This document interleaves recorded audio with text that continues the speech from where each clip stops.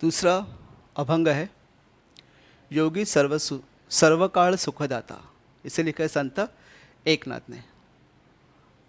प्रस्तुत अभंगात योगी पुरुष आणि पाण्याची तुलना केली असून योगी पुरुष हा पाण्यापेक्षा श्रेष्ठ आहे हे विविध दृष्टांतातून संत एकनाथ यांनी स्पष्ट केले आहे। इस अभंग में संत एकनाथ ने पानी और योगी पुरुष जो होते, ऋषि मुनि जो होते, उनकी तुलना की है। इस तुलना में उन्होंने बताए, इस कंपेयर करके उन्होंने बताया कि योगी पुरुष जो होते हैं, योग साधना वगैरह जो करते हैं, सच्चे दिल से योग साधना करते हैं, वो पानी से भी महान होते हैं। और ये महानता, योगी की जो महानता है, वो महानता बताने के लिए संत एकनाथ ने कुछ एग्जाम्पल्स देके इसको क्लियर करने की कोशिश की, इसको स्पष्ट करने की कोशिश की है। देखते हैं संत एकनाथ योगी और पानी के बारे में क्या बताते हैं। जेवी चंद्रकिरण चकोरांशी पाखोबा जेवी पिलियांशी, जीवन जैसे का जीवांशी तेवी सर्वांशी मृदुत्वा। संत कवि एकनाथ कहते हैं जेवी चंद्रकिरण चकोराशी, चकोर नाम का पंछी होता है, उस चकोर नाम के पंछी के जीवन में चंद्र किरण, मूनलाइट जो होती है, मूनलाइट बहुत ही इंपॉर्टेंट होती है, मूनलाइट ही उसका जीवन होता है। उसके बाद पाखोवा जेवी पिलियांशी, छोटे छोटे बच्चे जो होते हैं, छोटे छोटे बच्चों को मम्मी के जो पर होते हैं, पंछी के जो पर होते हैं, वो पर उनके लिए शेल्टर होता है, एक आधार होता है। कोई भी संकट आता है, बारिश हो, धूप, बारिश से बचने के लिए, धूप से बचने के लिए, बड़े पंछी जब उनके ऊपर अटैक करते तो उससे बचने के लिए उनके पास एक ही सहारा होता है और वो होता है मम्मी के पर। तो जैसे चकोर के लिए चंद्रकिरण महत्वपूर्ण होते, या फिर छोटे छोटे जो बच्चे हैं पंछी के, उनके लिए मम्मी के जो पर जो होते हैं वो इम्पोर्टेंट होते हैं। जीवन जैसे का जीवांशी, जैसे पानी जो होता है, पानी हमारे लाइफ में बहुत ही इंपॉर्टेंट होता है, बहुत ही महत्वपूर्ण होता है। सुबह जब हम लोग उठते हैं वहाँ से लेकर शाम के सोने तक हर एक मोड़ पे हमें पानी की ज़रूरत होती है। तो हर एक लिविंग थिंग्स है, लिविंग थिंग्स में पानी, लिविंग थिंग्स के जीवन में पानी की इंपॉर्टेंस बहुत ही ज़्यादा होती है। वैसे ही तेवी सर्वांश में, वैसे जो योगी पुरुष होते हैं, योगी पुरुष का महत्व भी हमारे जीवन में उतना ही इम्पॉर्टेंट होता है। योगी पुरुष का हमारे जीवन में होना उतना ही महत्वपूर्ण माना गया, ऐसे संत एकनाथ ने कहते। अब इसको बताने के लिए उन्होंने कुछ उदाहरण दिए हैं, जैसे कि जळ वरी वरी क्षाळी मळ योगिया सभाय करी निर्मळ, उदक सुखी करी एक वेळ योगी सर्व काळ सुखदाता। तुमने सहा होगा, संत कबीर ने भी कहा है कि तन को धोया लेकिन मन को धोया नहीं, लाख गंगा नहाने से क्या फ़ायदा। तन को हम लोग कैसे धोते हैं? तन मतलब हमारा जो शरीर है, शरीर को हम लोग पानी से धोते हैं।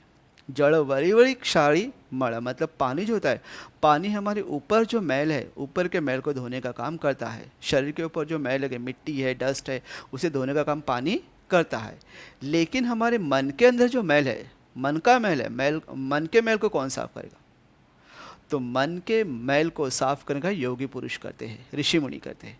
योगी या सबाह्य करी निर्मल, सबाह्य मतलब बाह्य और अंतर, मतलब मन का भी और बाहर का जो मैल है, बाहर का और मन का दोनों मैल साफ करने का काम योगी पुरुष करते हैं। इसलिए कहा है योगी या सबाह्य करी निर्मल। कैसे? क्योंकि योगी हमें उपदेश कहते हैं जीवन में अच्छा क्या है, बुरा क्या है, सुख क्या है, दुख क्या है, क्या करना है, क्या नहीं करना है, ये उपदेश योगी हमें देते। तो मन को साफ करने का काम योगी करते हैं। उदक सुखी करी एक वेळ योगी सर्वकाळ सुखदाता। पानी जो होता है, उदक मतलब पानी, पानी जो है, पानी हमें एक समय के लिए हमें सुख प्रदान करता है। जैसे कि हमें प्यास लगी, जाके हम लोग बोतल से पानी पी लिया, ग्लास में एक ग्लास भर के पानी पी लिया, तो उस समय के लिए हमारे प्यास बुझती है। लेकिन योगी सर्वकाळ सुख होता है, सर्वकाळ मतलब निरंतर, मतलब कभी भी। तो योगी जो होता है, योगी के उपदेश अगर तुमने फॉलो किए, तुमने ध्यान में रखे और जीवन में रोज़ इसको फॉलो कर रहे हो कि ये क्या करना चाहिए, क्या नहीं करना चाहिए, तो इससे हमें हमेशा के लिए सुख मिलता है। इससे जो हमें सुख मिलता है, ये सुख निरंतर हमारे जीवन में चलते रहता है। उदकाचे सुख ते किती सवेची क्षणे तृषिती होती। उदकाचे सुख मतलब पानी का सुख कितना होता है, तुम्हें प्यास लगे, तुमने जाके पानी पिया तो तुरंत तुम्हारे प्यास बुझ जाते हैं। चलो एक अच्छा काम होता है कि हमारे प्यास तो उस समय के लिए बुझ जाते हैं। योगी याद स्वानंद तृप्ति, स्वानंद तृप्ति मतलब क्या, जो चिरंतर चलती रहती है, जो कभी कम नहीं होती, वो तृप्ति, सेटिस्फेक्शन। तो लाइफ में सेटिस्फेक्शन हमें किससे मिलता है? जीवन का सेटिस्फेक्शन हमें योगी के उपदेश से मिलता है। सुखाची विकृति पाई नहीं, और उसे अगर फॉलो करेंगे, योगी के जो भी कथन होते हैं या भी जो भी उपदेश है उसको फॉलो करने से हमें सुख जो है, सुख की विकृति पाई नहीं मतलब क्या, कभी भी कमी नहीं होती है जीवन में, सुख ही सुख हमें मिलता है, दुख की परछाई हमें छूती तक नहीं। इसीलिए लिखा है कि योगी दे स्वानंद तृप्ति सुखाची विकृति पाई नाही।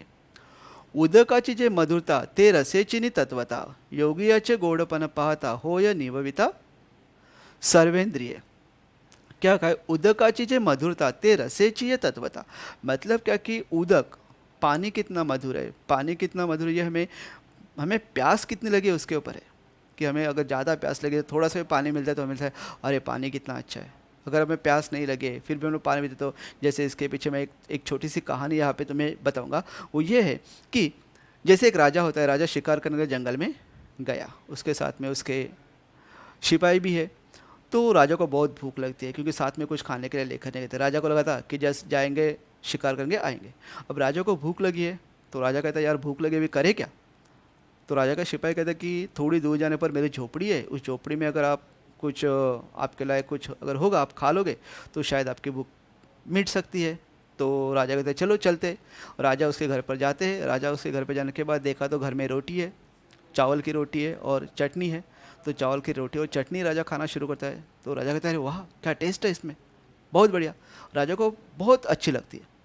तो राजा खुश होकर उससे कहता है कि यही चटनी और ये रोटी कल दरबार में लेके आना क्योंकि बहुत ही टेस्ट है, हमें ऐसे दरबार में ऐसे खाना मिलता नहीं है।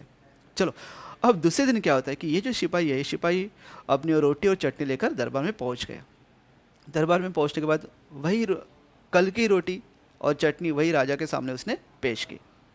राजा ने उसे खाने के बाद राजा कहता कि कल जैसे चटनी में टेस्ट था वैसे आज टेस्ट नहीं आ रहा है, क्यों क्या बात है। तो शिकारी ने कहा सिपाही ने कहा कि देखो राजा, चटनी कल की है, रोटी तो आज मैंने ताज़ी बना कर, चटनी कल की है, फ़र्क इतना है कल आपको भूख लगी थी इसीलिए आप खा रहे थे, आज आपको भूख नहीं है फिर भी आप खा रहे हो। मतलब क्या कि खाना जो होता है वो खाना इंपॉर्टेंट कब होता है, जब हमें भूख लगती है उस समय जो खाना हम लोग खाते हैं ना तो खाना बहुत ही टेस्टी होता है। किसी ने मुझे पूछा तुम्हारी फेवरेट डिश कौन सी है, तो मैं किसी एक पर्टिकुलर डिश का नाम नहीं लेता। क्यों मालूम है, क्योंकि जब मुझे भूख लगी है उस समय अगर अवेलेबल नहीं है तो मैं क्या भूखा रहूँ, भूख तो मिटानी है। इसलिए किसी एक डिश को फेवरेट नहीं बना के रखना है, बहुत सारे डिशेज फेवरेट होने चाहिए। क्यों, 10 में से एक तो काम आएगी। तो इस तरह से उदकाची जे मधुरता ते रसाची ने तत्वता, मतलब तुम्हें प्यास कितनी लगी उसके ऊपर पानी की मधुरता हम लोग बता सकते हैं। योगियाचे गोडपन पाहता होय निवविता सर्वेंद्रिय, योगी का जो मीठापन, योगी का जो उपदेश है उसे देखते हुए ये पता चलता है कि ये जो है सारे इंद्रियों को हम लोग काबू में रख सकते हैं। हमारे जो भी इंद्रिय, जो भी सेंसरी ऑर्गन्स को हम लोग क्या कर सकते हैं, काबू में रख सकते हैं, उसके ऊपर हम लोग कंट्रोल रख सकते हैं, क्योंकि योगी हमें यही सिखाते हैं। मेघमुगे अधपतन उदकाचे देखोने जान, अधपतन निवती जन अन्नदान सर्वकाळ। मेघमुगे अधपतन, बारिश होती है, आसमान से बारिश होती है और बारिश से पानी हमें उदकाचे देखो नहीं जाना, उससे हमें पानी मिलता है। फिर पानी हम लोग स्टोर कर, नदी नाले में पानी स्टोर होता है और यही पानी हम लोग खेत खलियान में उपयोग में लाते हैं और उससे हम लोग फसल उगाते हैं और इसी फसल की वजह से हमें सबको अनाज मिलता है। मेघमुखे अधपतन उदकाचे देखो नहीं जाना, अधपाते निवते जन अन्नदान सकळाशी। बारिश होती है, फसल होती है, सबको खाने को अनाज मिलता है, सबकी भूख प्यास मिटती है। तैसे योगी असे खालुती एने जे इहिलोकी जन्म पावने, जन निववी श्रवण कीर्तने निज ज्ञाने उद्धरी। तैसे जैसे बारिश होती है आसमान से, वैसे योगी जो होते हैं, योगी इस धरती पर आते हैं। इस धरती पर कहा गया था ना कि धरती पर जब कुछ बुरा होता है तब उसको मिटाने के लिए भगवान ने हमेशा कोई ना कोई अवतार लिया है, उस अवतार के रूप में भगवान यहाँ पे प्रकट हुए हैं। वैसे ही योगी के रूप में भगवान आते हैं, इस मृत्यु लोक पर आते हैं, इंसानों की दुनिया में आ जाते हैं।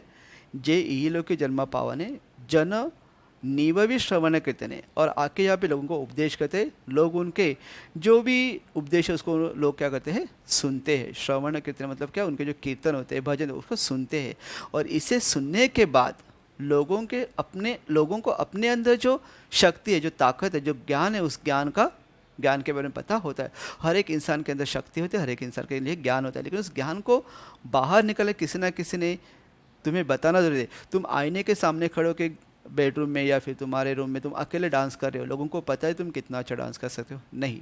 तो तुम्हें कैसे पता चलेगा कि तुम अच्छा डांस करते हो कि नहीं करते हो? राइट। तो कोई अगर तुम्हें देखेगा, तुम्हें बताएगा, तब तुम्हें पता चलेगा ना कि तुम्हारे अंदर कितना टैलेंट है। तो तुम्हारे अंदर टैलेंट जो है वो टैलेंट बताने वाला कोई होना चाहिए। समझ में? तो वो जो हमारा ज्ञान है, आत्मज्ञान है, ये आत्मज्ञान बताने की कोशिश कौन करते हैं? योगी करते हैं। और इसलिए योगी जो होते हैं, योगी हमारा जीवन उद्धार करते हैं, ऐसे कवि संत एकनाथ ने कहा है। तो इस तरह से संत एकनाथ ने इस कविता में योगी और पानी दोनों हमारे जीवन के लिए बहुत ही महत्वपूर्ण थे, लेकिन दोनों में पानी से भी योगी जो होते हैं, वो योगी हमारे जीवन के लिए कितने महत्वपूर्ण होते हैं, उनका स्थान हमारे जीवन में क्या होता है, उसके बारे में संत एकनाथ ने इस कविता में, इस अभंग में बताने की कोशिश की है। धन्यवाद।